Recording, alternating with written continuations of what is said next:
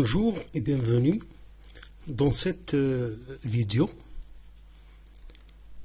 Donc on va voir un cours de physique, courant électrique continu, destiné aux élèves du tronc commun scientifique et technologique, filière internationale du baccalauréat marocain, option langue française. Donc on va commencer par une vidéo que j'ai trouvée sur YouTube. Donc une courte vidéo qui va nous expliquer un peu le phénomène d'électrisation par frottement.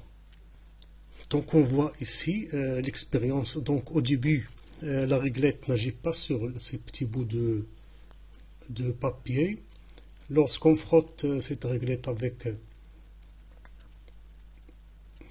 une serviette en papier, donc on voit qu'il y a interaction, il y a une attraction. Et lorsqu'on essuie la réglette avec le doigt, il n'y a plus d'interaction. Donc en fait, ce phénomène d'électrisation par frottement montre qu'il y a deux types d'électricité. Dans l'expérience, c'est une expérience classique. Donc lorsqu'on frotte un verre avec un tissu en laine, et on l'approche de petits morceaux de papier, donc il y a des électrons qui sont arrachés par la laine. Le verre se retrouve chargé positivement, et si on approche la tige des morceaux de papier, il y a des charges qui vont migrer dans le papier pour se placer face aux charges positives de la tige de verre, et les papiers sont attirés par l'attraction électrostatique. Donc pour conclure, il y a en fait deux charges. L'une apparaît sur une tige de verre qu'on frotte avec de la laine. Donc pour conclure, il y a en fait deux charges. L'une apparaît sur une tige de verre qu'on frotte avec de la laine, et l'autre charge qui est négative apparaît sur une tige de polystyrène frottée avec la laine. Sens conventionnel du courant électrique.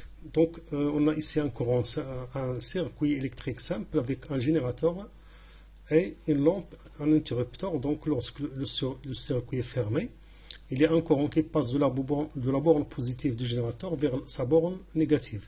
Donc, par convention, le courant électrique circule toujours de la borne positive à la borne négative à l'extérieur du générateur. Courant électrique dans les électrolytes. Donc, quels sont les porteurs de charge dans un électrolyte? Donc, on va voir ce schéma qui montre un peu.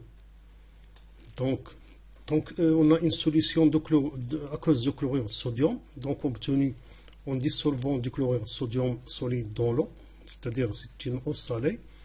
Donc les ions chlorure en vert se dirigent de la droite vers la gauche dans la zone entre les électrodes, de la droite vers la gauche, c'est-à-dire dans le sens inverse au sens conventionnel du courant.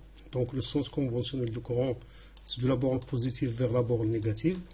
Et les ions chlorure, dans cette zone, ils se déplacent de la droite vers la gauche.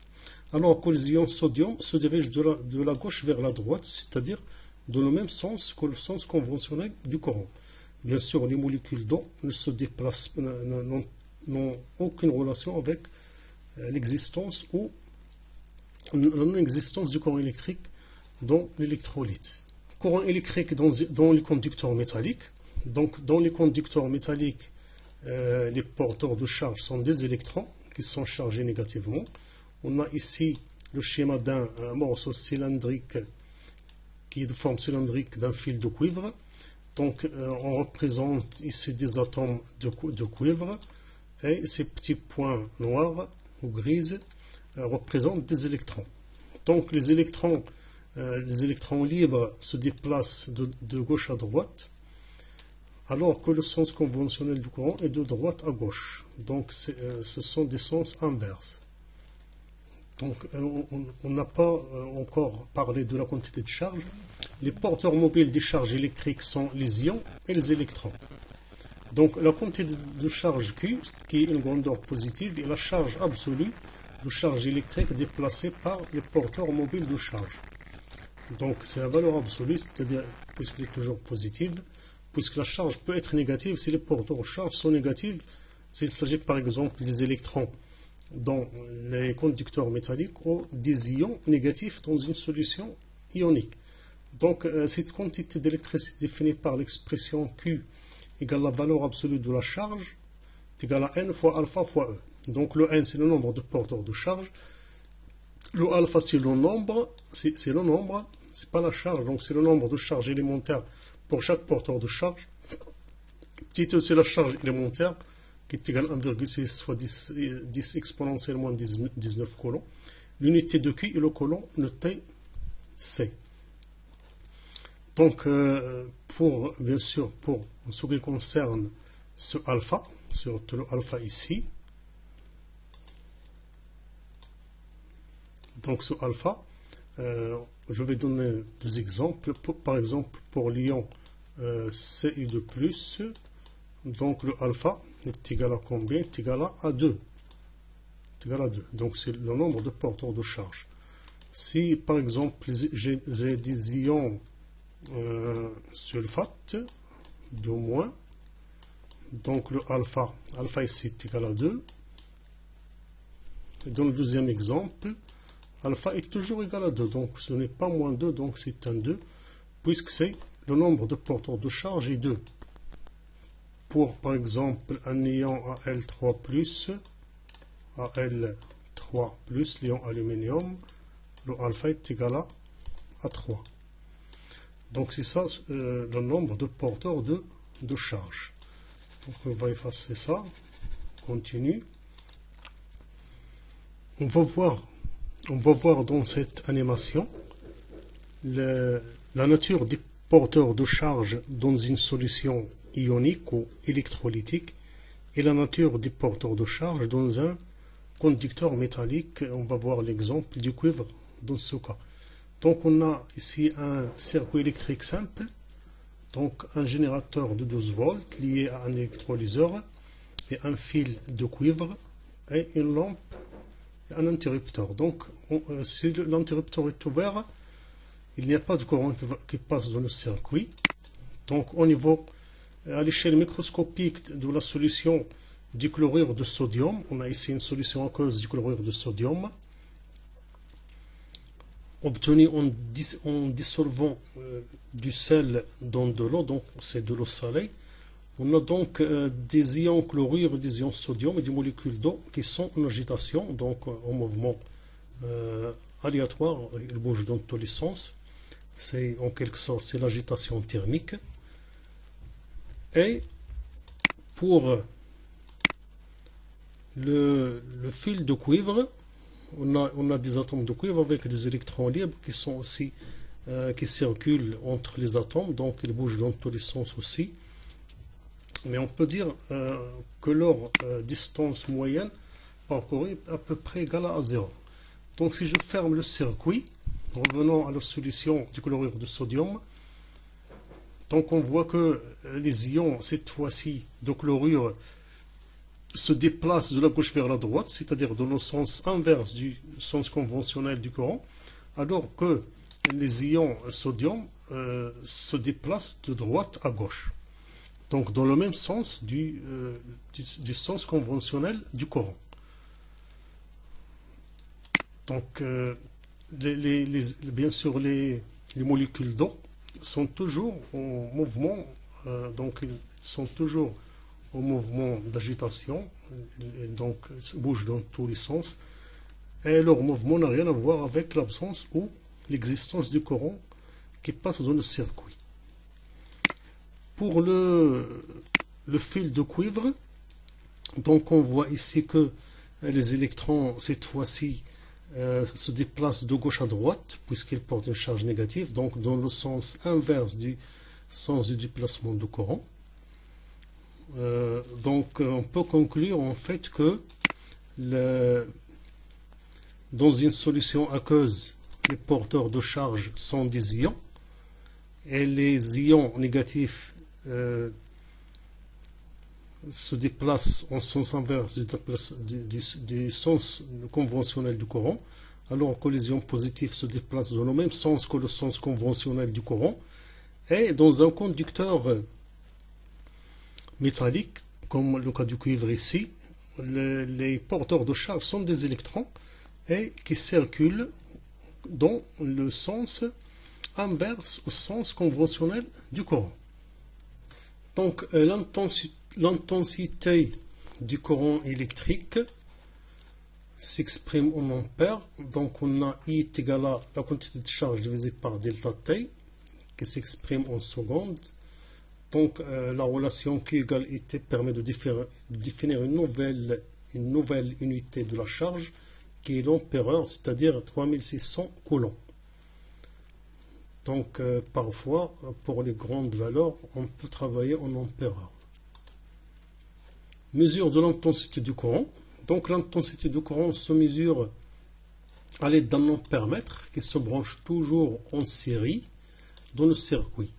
L'unité de l'intensité est l'ampère et le symbole de l'ampère donc s'écrit de la façon suivante. Donc il présente deux bornes. L'un c'est noté A et dans l'autre on note comme. Donc A ou bien plus c'est une borne positive et le comme ou bien le moins c'est une borne noire. A c'est une borne rouge et le comme c'est une borne généralement noire. Donc lorsqu'on utilise un ampère-mètre à aiguille, la valeur de I est donnée par cette relation, I égale C fois N sur N0, C étant le calibre, N c'est le nombre de graduations indiqué par l'aiguille, et N0 c'est le nombre total de déviations. Donc à travers cet exemple, on va voir un peu ça à travers cet exemple. Donc ici, le calibre choisit 0,3 ampères, le courant, donc ici c'est le courant continu, ça c'est le courant alternatif, donc on choisit la position courant continu. L'aiguille se stabilise dans cette position. Donc puisque le calibre est de 0,3, donc il faut lire sur l'échelle 0,30, puisque pour pouvoir simplifier cette expression. Donc 0,3 fois donc le nombre de graduations c'est 22. Donc c'est 0,3 qui est le calibre, fois 22 c'est la position de l'aiguille, divisé par 30 c'est le nombre total de divisions. Ça va donner 0,22 ampères. Donc le calibre C correspond à la valeur maximale de l'intensité du courant mesurée par l'ampère-mètre. L'incertitude absolue. Donc on définit l'incertitude absolue comme étant C fois la classe divisée par 100, avec C. C'est la classe de l'appareil, elle est donnée par le constructeur, on peut la lire ici, c'est 2,5 par exemple pour cet ampère-mètre. Donc en fait pour chaque mesure il y a des erreurs qui proviennent soit de l'expérimentateur, soit de l'appareil de mesure.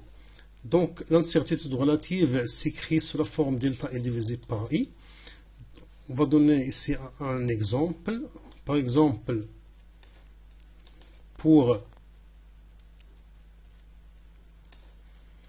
la mesure qu'on a fait avec dans l'exemple précédent, donc la classe de l'appareil c'est 1,5, le calibre utilisé c'est 0,3. Donc je peux écrire l'incertitude relative, c'est 1,5, c'est-à-dire c'est la classe qu'on multiplie le calibre divisé par 100. Donc ça va donner 0,45%. On peut aussi utiliser l'ampère-mètre digital, c'est un multimètre, utilisé comme ampère-mètre, et le résultat s'affiche directement sur l'écran de l'appareil. Bien sûr, il faut choisir le calibre adéquat pour faire cette mesure. Propriété de l'intensité du courant électrique dans un circuit électrique. Donc on commence par un circuit série. L'intensité du courant électrique est la même en tout point du circuit en série. Donc on a ici un générateur avec deux lampes en série. Je place 3 ampères-mètres dans des positions différentes, c'est-à-dire en point en points différents du circuit, on remarque que la valeur indiquée par chaque ampèremètre est la même. Donc on peut conclure que l'intensité est constante, ou bien on a la même intensité en tout point du circuit en série. Pour le circuit dérivé, donc un circuit dérivé, l'intensité électrique de la branche principale, c'est-à-dire qui contient le générateur, est la somme des intensités des courants parcourant les branches secondaires. Donc on a une branche secondaire entre A et B pour la première lampe et une autre branche secondaire pour la deuxième lampe. Donc le courant qui vient du générateur, donc le A et B, ce sont des nœuds à travers le nœud A. Donc le I est égal à I1 plus I2, c'est-à-dire le courant qui rentre dans le nœud est égal à la somme des courants qui en sortent. Donc je peux écrire que I est égal à I1 plus I2, donc c'est ce qu'on appelle la loi des nœuds. Donc l'essentiel de ce cours, le premier point, c'est le courant électrique est dû au déplacement des porteurs de charge. Ce sont des électrons dans les conducteurs métalliques et des ions dans les électrolytes, c'est-à-dire dans les solutions aqueuses. Le sens conventionnel du courant électrique est de la borne plus vers la borne moins à l'extérieur du générateur. L'intensité du courant électrique, c'est le rapport Q divisé par T, avec I en ampères, Q en coulomb et T en secondes. La valeur de l'intensité du courant électrique mesurée par un ampèremètre s'écrit I égale C fois N sur NT, avec C c'est le calibre, N c'est le nombre de divisions indiqué par l'aiguille, et NT c'est le nombre total de divisions. Dans les propriétés du courant, donc dans un circuit série, l'intensité du courant électrique a la même valeur en tout point. Et dans un circuit dérivé, la somme des intensités électriques entrant dans un nœud est égale à la somme des intensités électriques sortant du nœud, et c'est ce qu'on appelle la loi du nœud. Donc notre cours s'arrête ici. Merci pour votre attention.